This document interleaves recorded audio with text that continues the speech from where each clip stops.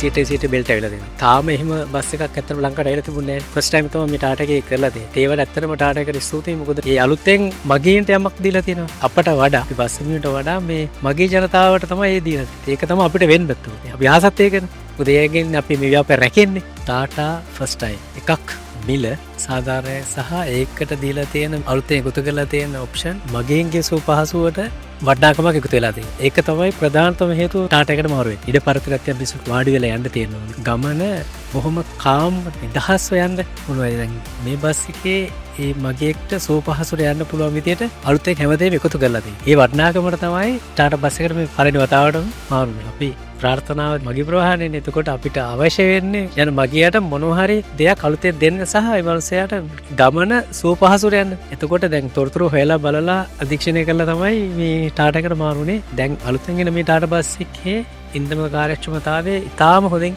තියෙනවා කියලා තමයි කියන්නේ. සහ දැන්ට මේ ප්‍රස්තාවනය කීප දෙනෙක් අපි හිතවත් මුදලාලා එන්නු ඒගොල්ලෝගේ ගත තොරතුරුත් එක්ක ඉන්ධන කාර්යක්ෂමතාවය උපරිම සහ අර දුම සම්බන්ධව තියෙන ගැටලුවලදීත් මේක අර අලුත් ක්‍රමවේද ගොඩක් තියෙනවා.